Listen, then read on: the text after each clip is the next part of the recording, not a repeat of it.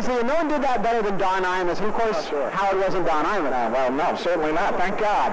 Thank God. Did Howard give you any sort of direction on what this guy was actually like to work for and a little insight into him? Well, he would tell me that guy used to lie on the floor of his office and scream and roll around, so I figured it's that kind of guy.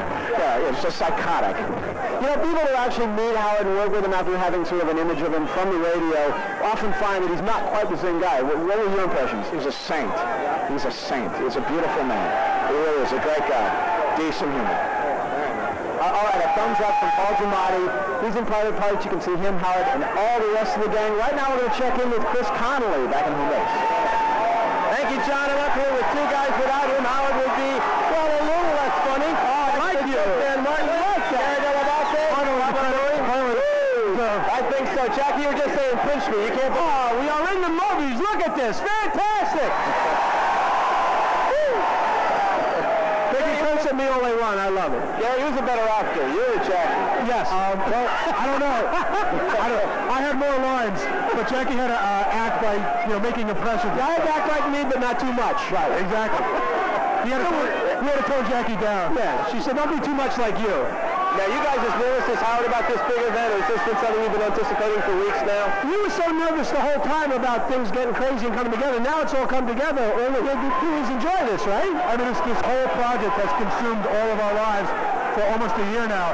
So to finally see it, come to fruition, it's great. We're so psyched to be here. It's unbelievable. Absolutely unbelievable. Enjoy yourselves, gentlemen. Now, with the man of the hour, this or any hour for that matter, our own Kurt Loder. Kurt? Thanks, Chris. A limousine has just pulled up here on 34th Street. Let's see who's inside. I think it may be the man himself. Let's see who pops out. It's Baby. Howard! Hey! Mr. Howard, I was melting in that car, I gotta tell you.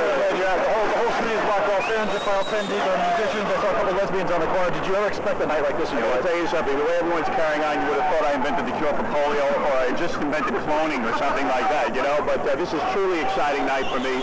It took me 4 years. After I wrote my book, I never expected it to become a Hollywood film. It took me 4 years to get it to the big screen. Here you are. It is a bit of a struggle to get a movie made these days, What's this night going to be like? What can you predict? It's an amazing night. First of all, I'm excited to be performing live with Rob Zombie. We have Corner for Pyros here. I put out a soundtrack album as well as the movie, so I'm excited about the performance of that. You're sort of in a promotional mode. And yeah, I guess I am. But really what's most exciting is that tonight with my fans for the first time I'll be able to sit there and watch the movie.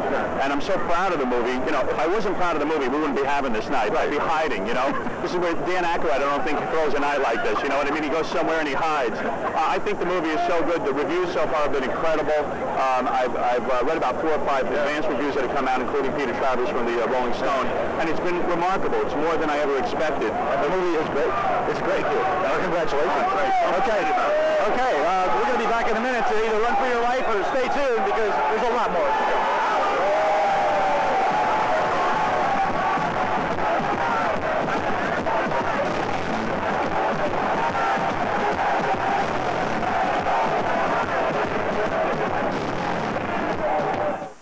MTV's tennis battles with a love song. It's passionate, it's sexy, it's got a lot of cheesy parts to it.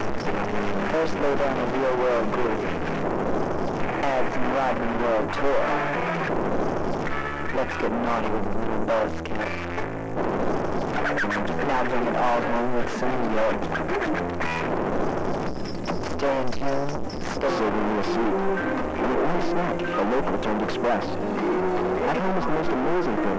Vegas can sport with a phone that made sense. Just passing through. Thanks to Sport Sense, the dining minute rate, I knew exactly what every call cost. As we hopped a plane for Vegas, I passed the dining minute. Why should I be the only one with a phone bill that makes sense? Bougie.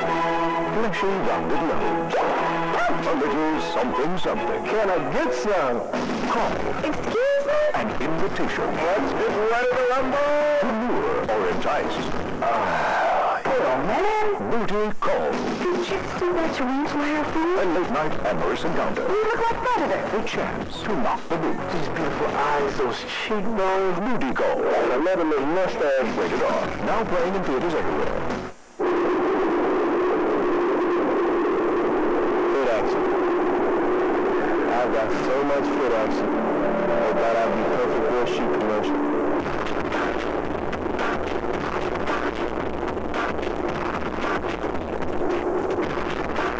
I'll in slow motion. You want to see the shoe, don't you? Foot action is also where to get the air-flight turbulence from 90.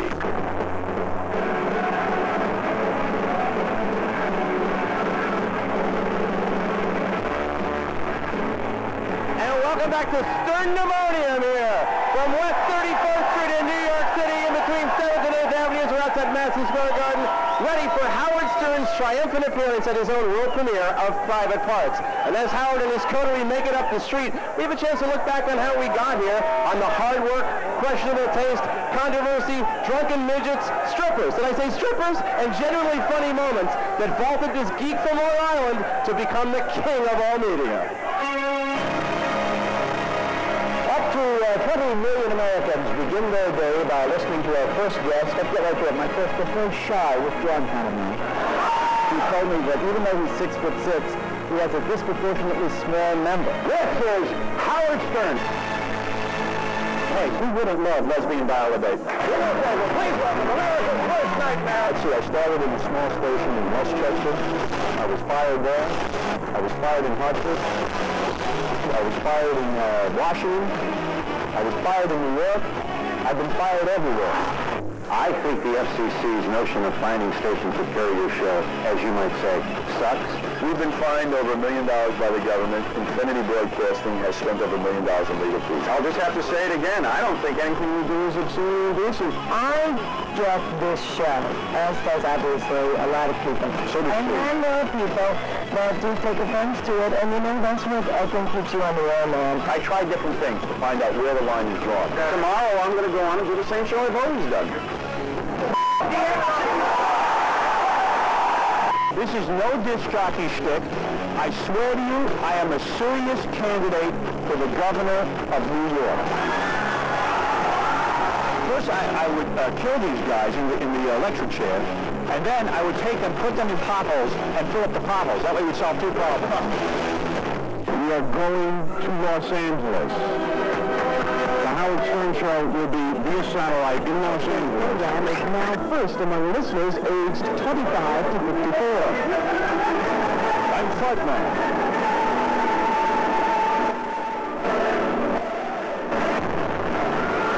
Good, touch my buttocks, Alice, and you know you want to. When Howard Stern Hysteria has flipped the bookstores, making his new autobiography Private Parts #1 on the bestseller list. What do you thank you for calling in? I've always wanted to help someone who's about to jump on the bridge. Radio shock jock Howard Stern is hailed as a hero tonight. During an early morning visit to the controversial Howard Stern radio show, Whitney told the shock jock she planned to name the West area on Route 295 in Burlington County in his honor. Today is the beginning of a new beginning.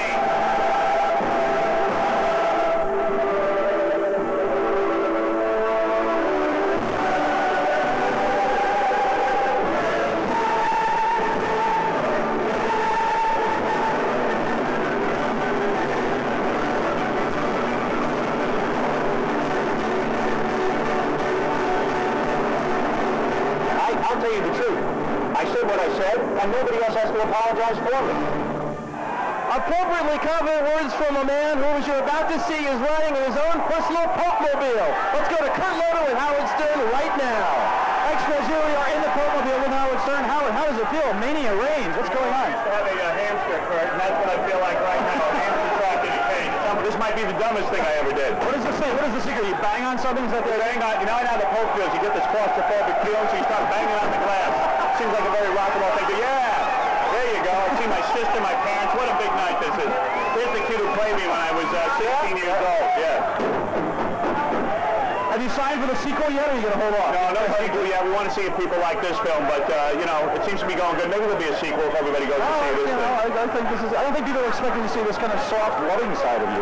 Yeah, well, there's two sides to me. Yeah. There's that obnoxious side on the air, and then there's this vomitous side on the other side of it all, you know, this soft, wimpy kind of guy. Now, will there be a party after this thing? There's going to be a party after this thing. I'll be broadcasting live from it, and at this point, this was pretty exciting. Just coming down the street, the whole city was blocked off. It's very exciting. I mean, I never thought we'd get to this night. Can you tell us what the party's going to be like, something we can air? Well, When we get to the party, it'll probably be like a lot of celebrity friends have come by. We've let a lot of fans in tonight. After all, I would have to say that the fans are the reason I'm even here tonight. In order to get a movie made, in order to have script approval and all that, you got to have a lot of fans behind you, and therefore Hollywood thinks you have an economic base. So because of them, I'm able to make the quality film we made. Is there a certain feeling of vengeance, and you feel like you're getting back at some people, that good feeling of like, I feel it's rushing like bugs? Yeah, I feel really good about it. I mean, let's face it, every program director who ever fired me should be here today. Yeah. My father called me an idiot my whole life. I feel pretty good now. He's looking at me and he's saying, hey, son, you're not such an idiot. So this is pretty exciting right now. Okay. Hey, there you go. You bang on the glass like this. Yeah, just bang on the glass. Okay, well, as you can see, Howard Stern is, kind of rules the streets here in New York, and I think will for the next couple of hours. We're going to have a screening of the film, which is a really good movie, you know? Did you have trouble from Hollywood? I mean, did they say this will never fly? Yeah, well, I mean, I think a lot of people in Hollywood were saying that Ivan Reitman, the producer, was nuts to make a movie with me. There were a lot of people who said that the movie wouldn't be any good. And now that the reviews are coming out and the buzz has been so strong on the film, people like you saying it's good, I think a lot of people are now thinking twice. I'm sick of the same old movies. The Coneheads, all the cast of Friends making movies, they're all like half-hour sitcoms. I always believed that my story was a good, solid story, that it was a love story, and also this whole idea of going from loser to the king of radio. We can all relate to it. It's sort of like succeeding and holding on to your dreams kind of thing to make for a good movie if we played it real and it wasn't an over-the-top comedy. Okay, Chris, that's it from the Popemobile. What's going on up there on the stage? We're waving to you, Chris. Wave back. It's just pandemonium here. I can't wait to see Kurt do more interviews sort of locked under glass like that.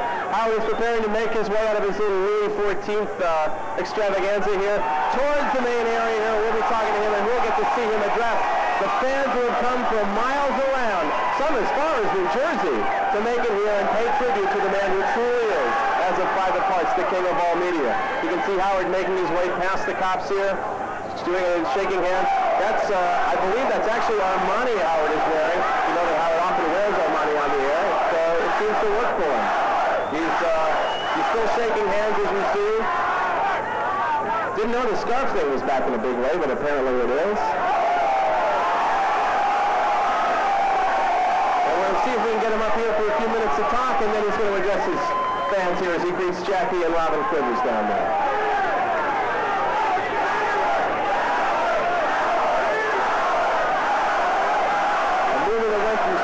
Scripts, 22 rewrites, all vetoed by Howard. Howard, the key creative force on Private Parts, and it certainly looks like it's all paying off tonight. Howard Stern, ladies and gentlemen. Oh, yeah. There we go. Hi, everybody. I feel great right now. This is one of the most exciting nights of my life, really. I thought it was pretty darn exciting when we took this movie out. After we finished it, we took it in front of test audiences, and the movie was the highest testing movie in Paramount history. But this is spectacular. I couldn't imagine getting to this point. It took 4 years to make this film, and now it seems fairly amazing to me that we're at premiere night. You and your fans at Newsnight, too, you've represented these people in so many ways. What's it like for you to share this moment with them now? Well, actually, it's because of these people I got to make a movie. So I want to thank you. Go ahead, take it away. Talk to your fans. Well, let me tell you something. Thanks. Thank you. You know, I thought it was particularly appropriate tonight to have all of my fans here because you're the reason I got to make this movie. After I wrote my book, I must tell you, I never thought it would be made into a movie, but I was able to control the script, control the quality of the movie because we have so much economic clout thanks to the fans. So if we've made a great movie, it's because of you, and I thank you very much. I truly do. And I can't wait till March 7th when we can all go to the movies together, you know? I'm getting a little tired of Tom Cruise movies. This is the new face of Hollywood, believe it or not. It's a frightening thought, I must tell you.